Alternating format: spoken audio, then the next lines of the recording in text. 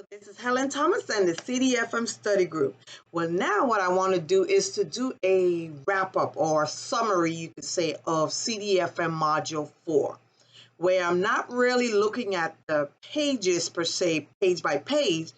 I'm just kind of talking the story of how do we get from JCITS, PPBE, to the Defense Acquisition System. And then I'm going to go through the different components or competency areas of Module 4 so you can kind of see how everything ties into each other. So you cannot take the information, even though it's 10 sections of Module 4, is you got to remember it's all one system. They're just talking about different parts of that system that makes the whole wheel rolls along the way. So how do we get to the Defense Acquisition System? So you cannot forget your knowledge in Module 1, 2, and 3, because that is where it all started. So you learn there that there are 3 DoD support systems. You have JCITS, which is Joint Capabilities Integration and Development System. You have Planning, Programming, Budgeting, and Execution, which is PPBE. And then we have the Defense Acquisition System, the DAS. So you learn them, JCITS, PPBE, Defense Acquisition System. So in JCITS, you have the Vice Chairman of the Joint Chief of Staff is the Chairman of JROC, Joint Requirements Oversight Council. So the JROC, along with the Vice Chairman, they represent the warfighter. So remember, your president is a civilian, your SecDef is a civilian, your Joint Chiefs of Staff or your Chairman of the Joint Chief of Staff, they are all top military advisors, representatives. So the Vice Chairmans and the Chiefs of Staff sit on the JROC because they represent the warfighter. So when the national security strategy comes down, the JROC determines, okay, what's the DoD strategy going to be? So then the SecDef will issue the national defense strategy. But part of that analytical process of identifying the strategy is then identify what capabilities do we have to meet the strategy, the national defense strategy, and then what capability gaps do we have? So what does the JROC look at when they're doing this analysis? To identify capability gaps, they use the JCITS process and they look at the .MLPF. They look at doctrine, organization, training, material, personnel, facilities, all of those different compartments. They look at those areas to determine where does the capability gap lie. So if they identify anything other than material and they say it's, okay, we need more personnel, well, that becomes a PPBE system. If they need facilities, MILCON, we need money, it goes to the PPBE process. If it requires a material solution to fill that capability gap, then it triggers the Defense Acquisition System. So you remember the 3 circles and how they overlap. So if it's a material solution identified in the initial capabilities document that's going to be required to fix the problem, then it triggers the acquisition system. So that is what brings us to Module 4. So I'm going to flip through as I go through. So the JCITS system represents the warfighter needs. PPBE is for your resource managers, right? We want to know how to pay for things. How do we get more personnel? And all of it is tied to money. And it has to go into the PPBE process to request money from Congress.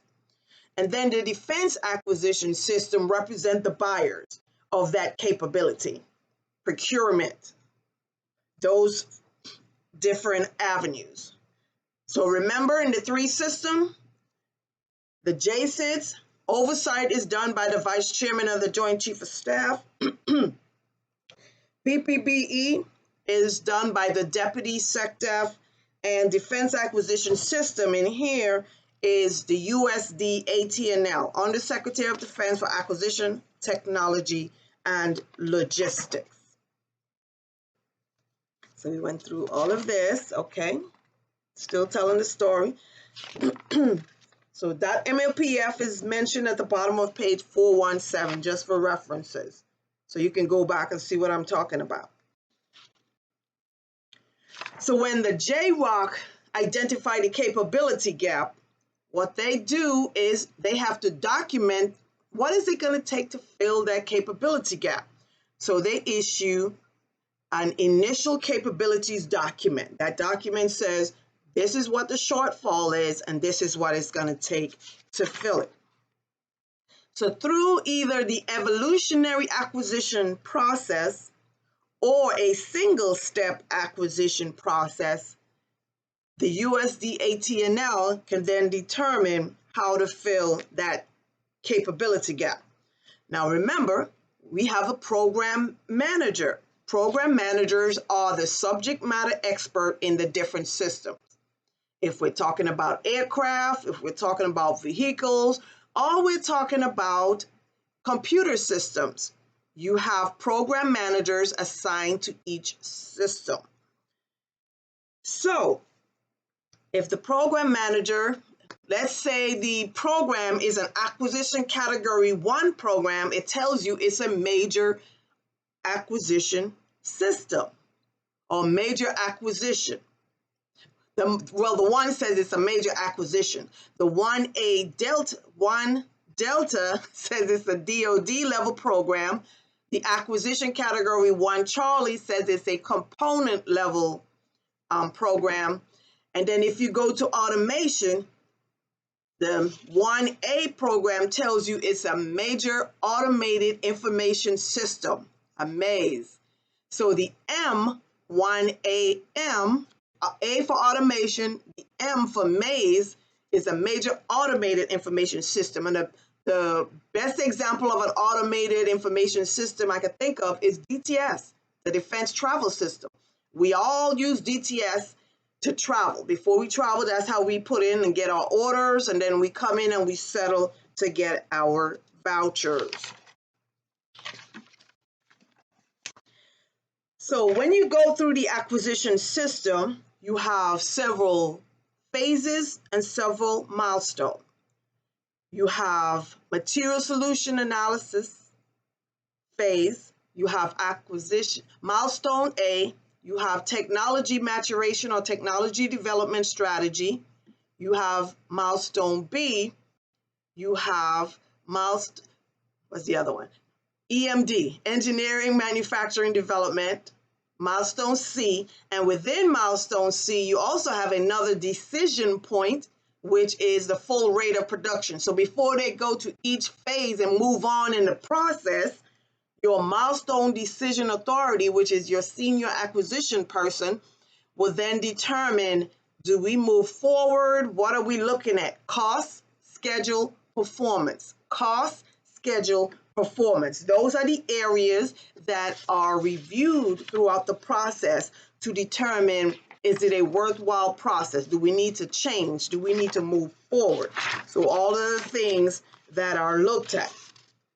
So when in the beginning, when you're starting off this process, your program manager has to do an acquisition program baseline. They have to give you a starting point. So it's kind of like saying, okay, what are we looking at? We know this is a capability gap. This is the recommendation of what it's going to take to fill it. Well, hey, subject matter expert, Mr. Program Manager, come in and tell us, what is the baseline? Cost, schedule, performance. What are we looking at? What can we expect if we go this route? So your program manager produces that. The idea is to use cost as an independent variable. So once you can associate cost to a decision, then it's easier to say we go with option A versus option B. So when you go to the material solution analysis phase, which is the first phase, you have to receive guidance on the analysis of the alternatives. So you have different courses of action that you're going to be analyzing in the first phase. Well, before you can analyze it, you need guidance on the analysis of the alternative. And that guidance comes from the DK, Director of Cost Assessment and Program Evaluation. So the DK will provide AOA guidance. How do you analyze? What objectives are you basing it on when you're trying to make a decision on different courses of action of which one should be recommended to move forward?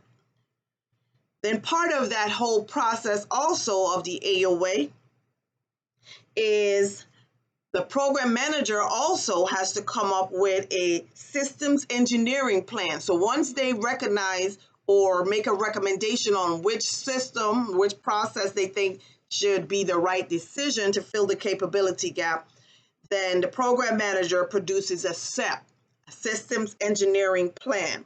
And it begins at milestone A, because milestone A is the point that comes after material solution analysis. And that's when they look at all the data. They look at, okay, well, this is your recommendation. This is what its starting point was. This is the plan to how we're going to build it. So that's your SEP.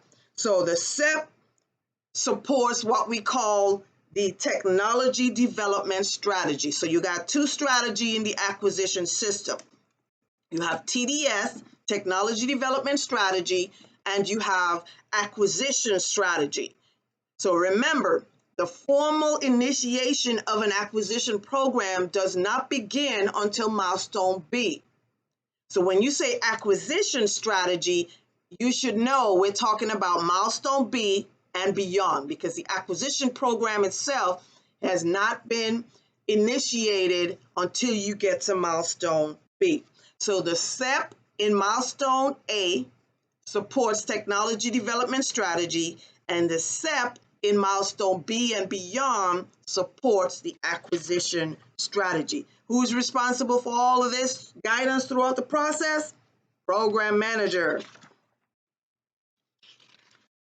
And remember, the program manager is not acting independent, because we touched on working integrated product teams, integrating product teams. So different levels of teams that are working these analysis of the alternatives, that are working the engineering plan to help support the program manager. So what conditions and technical processes have to look at is, yes, you being J-Rock may have given your capability guidance as what you think will fix the problem. Program manager, based on what you say you want, program manager can give you some baseline and starting point.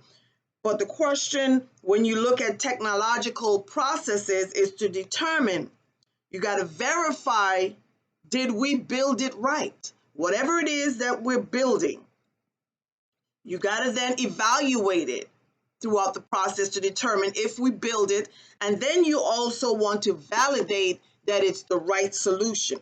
Just because they recommended that solution does not mean that it was the right solution to fix that capability gap.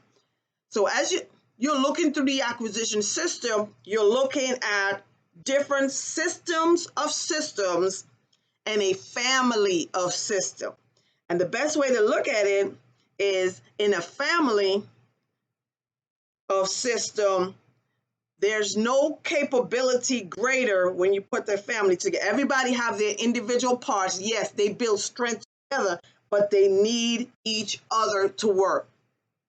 So it says a family of systems does not create capability beyond the additive sum of the individual capabilities of each system.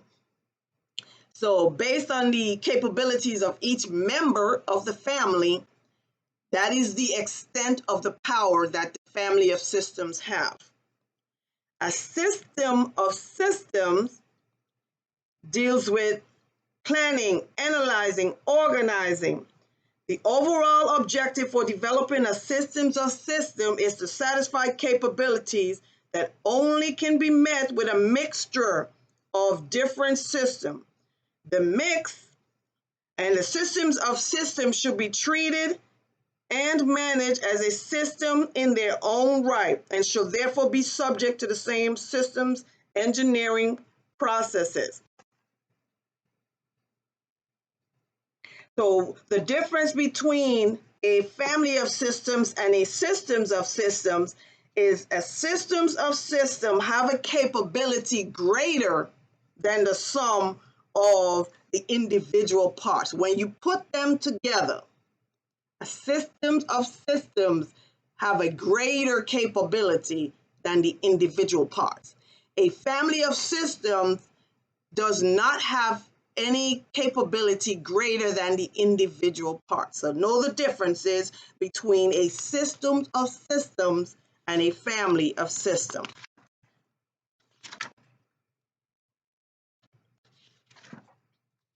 So once the decisions are made at the different phases, the different milestones, understand that that information is documented in an acquisition decision memorandum, ADM. The ADM will determine what the criteria are. Did they meet the criteria to move forward? Yes, no.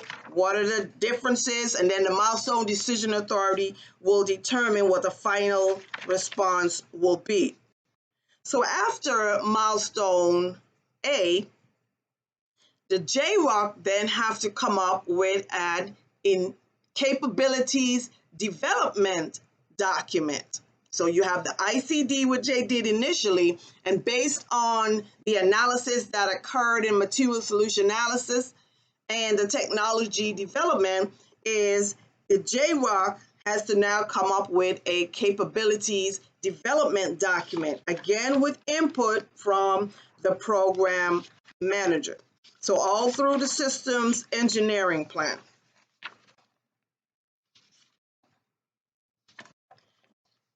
Excuse me. And so the next thing is to find out, can we afford this program? Can we afford this capability, that decision that we are making here?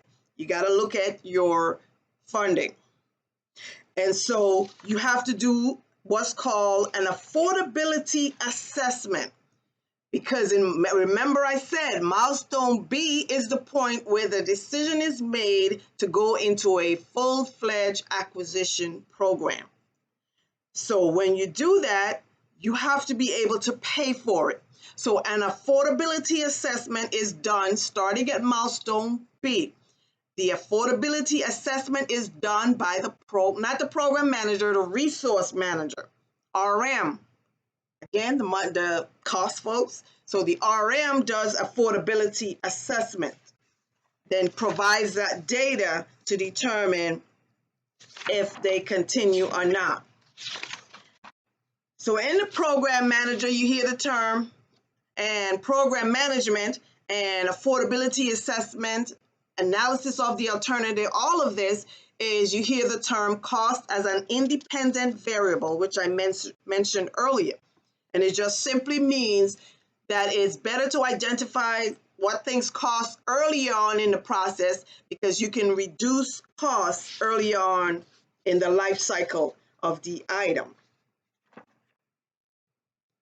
So when you look at acquisition and you're coming up with costs, is you're looking from cradle, from the development of the item to the disposal of the item, cradle to grave.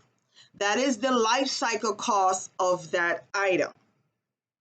But you also have what's called total ownership. If I own that equipment, not only am I paying for the life cycle of that equipment, once I develop it, then I got to sustain it for 5 years, 10 years. But I also have to look at any additional intergovernmental costs, taxes, bills that I have to pay that's associated with me owning this equipment, but it's not directly attributable to the program. That is a total ownership cost. In the life cycle cost compositions, so the cost is made up of several categories. That will help us determine whether we use RDT&E, procurement, Milcon, O&M. to pay for things. And so the life cycle cost starts with the flyaway cost. Flyaway is procurement of the prime equipment. So flyaway, again, is the procurement, buying of the prime equipment. So you use procurement dollars for that. After you fly away, you look at the major end item, how much that costs. Then you look at the development costs. You use RDT&E funding to develop what the rest of the item is. Because just the end item by itself is not going to make it the capability that you need. You have to develop it. And so developmental cost is RDT&E.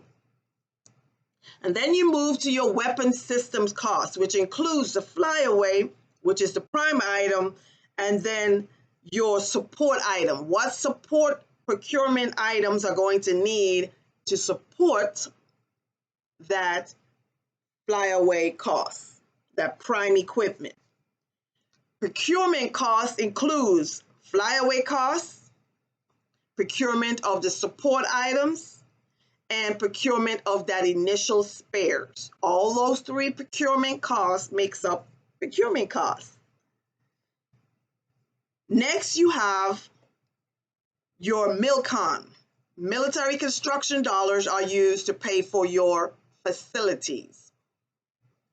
When you put your RDT&E procurement and MILCON, all those categories together, it makes up the program acquisition costs.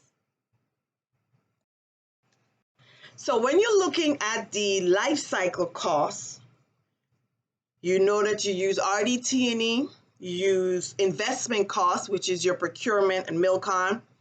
And throughout the process, so remember, throughout the phases, you're using different pots of money. Throughout the operations and support, you got funding there. And then when you get rid of the item, disposal is also cost. So what you need to understand is that the highest or the most expensive part of any program is the operations and support. Think about it. If I have a 10-year program, the first 2-3 years is developing the item, but once I develop it, the item has a 10-year life cycle. That's your operations and support years. So that's the most expensive. It takes less to develop the item, to get it fully capable, and then it takes more money to sustain it. That's your operations and support funding is the most expensive part of your program. And then as you move along in the acquisition program, as we're still talking about paying for things, cost, schedule, performance, cost, schedule, performance, cost, schedule, performance. Those are the categories that are being reviewed throughout this acquisition program.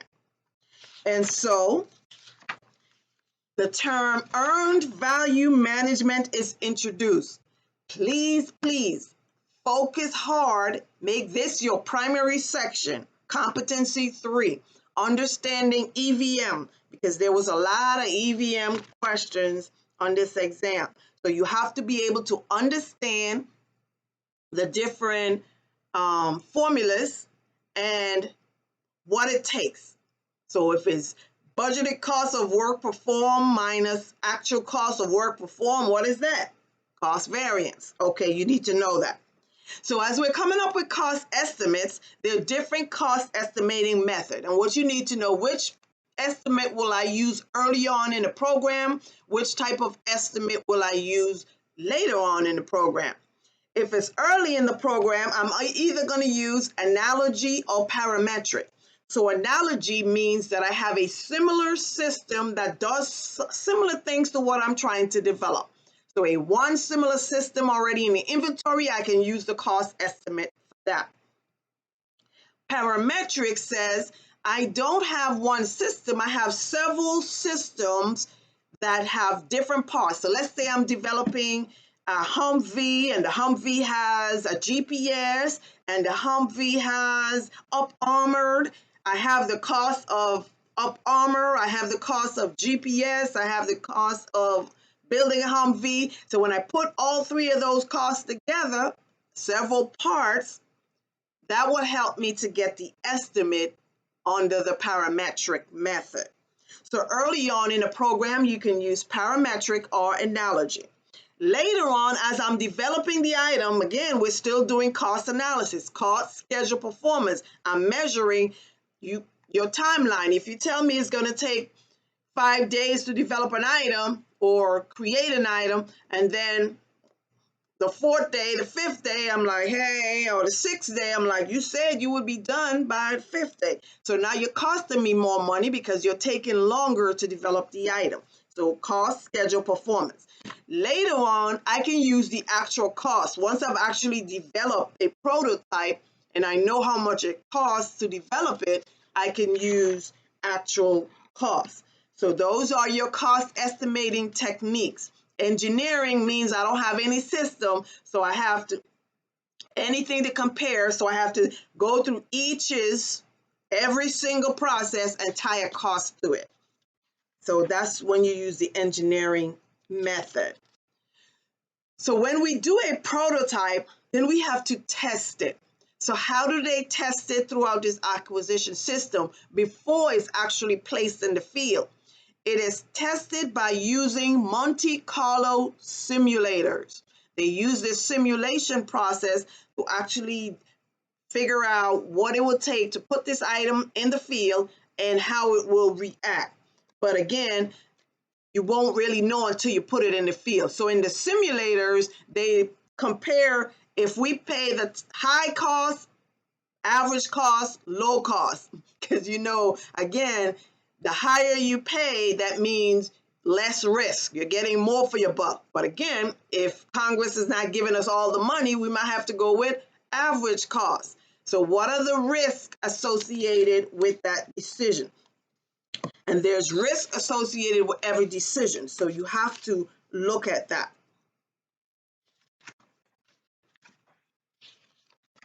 So EVM, I'm going back to EVM now, Earned Value Management. So that's a tool that's used between the government and the contractor to measure the progress of these large contracts. So EVM is used when you have these equipment systems that cost more than $20 million. You have to use EVM, Earned Value Management. So EVM has different management tools, 3. So what it looks at is it relates the scope of the work to the budget. So it relates what it is that we need to do, how much it's going to cost, and how long is it going to take to do it. It measures the work progress based on what we said needed to be done, based on the objectives. It measures the progress. So relates the work to the budget and schedule, measures the progress, and then it states the value of the work completed to dollars, to measurable units. So just like if you have an addition to your home, you expect the value of your home to go up, right? So depending on how much we thought the item was going to cost, we compare it to your estimate versus your actual, your planned versus your actual. That's what they're looking at. So they look at the value of the work, scope to budget, work in progress, value of the work. So you need to understand cost variance, schedule variance. So I'm trying to get to that point. So the formula for cost variance is schedule variance. So you need to know what the acronyms stand for because you may only see BCWP divided by ACWP. What will the answer look like? Well, that's an cost indices. Schedule variance, BCWP minus BCWS, budgeted cost of work schedule. So understand that budgeted cost of work performed, another name for that is earned value. Earned value, EV and BCWP means the same thing. What you're going to have to understand is if you're given a graph, a diagram, and they show the BCWP, ACWP, BCWS, and so forth, estimate at completion, you're going to have to say, was this on target? Was it above the budget, according to the budget, lower than the budget that we estimated? And so only how you're going to be able to answer that question is to know that my budgeted cost of work performed must be up here. My actual cost of work performed must be down here, even if you have a graph, because my answer needs to be a positive answer for me to be under budget when we're talking costs. If my actual cost of work performed is at the top, then my answer is going to be negative. And so that would indicate that I'm above my budget. If the actual cost is above, then I'm above the budget. When you come to schedule variance, meaning the difference between what you told me it was how long you told me it was gonna take and how much it's gonna cost me, and then how long it actually took.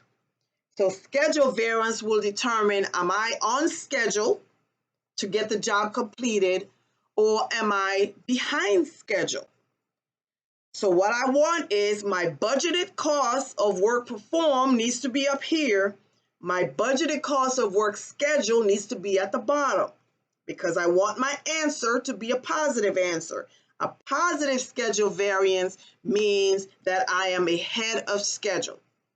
If they're not on the same line as on target, that means I'm ahead of schedule.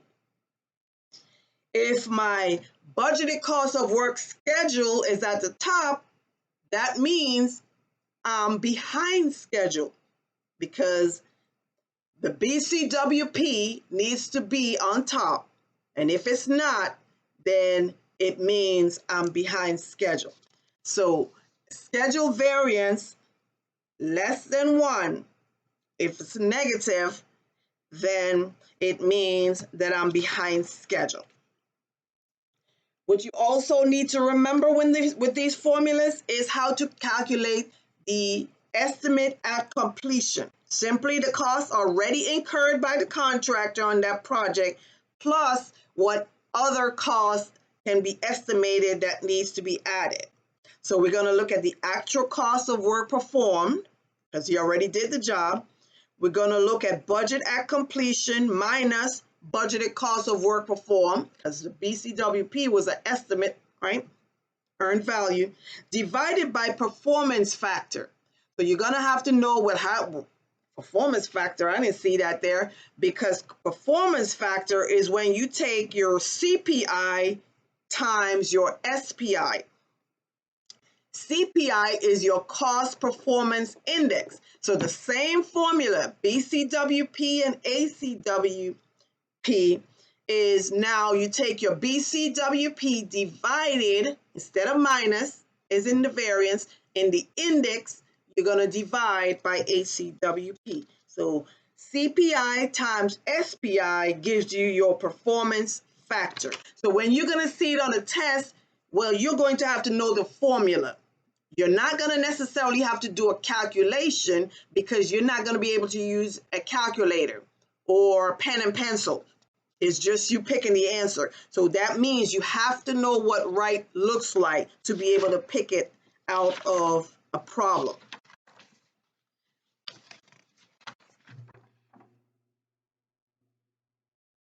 So this is Helen Thomas and the CDFM study group. I'm going to stop here, and I'm going to continue with review of CDFM Module 4 in another video. Thank you for stopping by, and I'll see you guys again next time.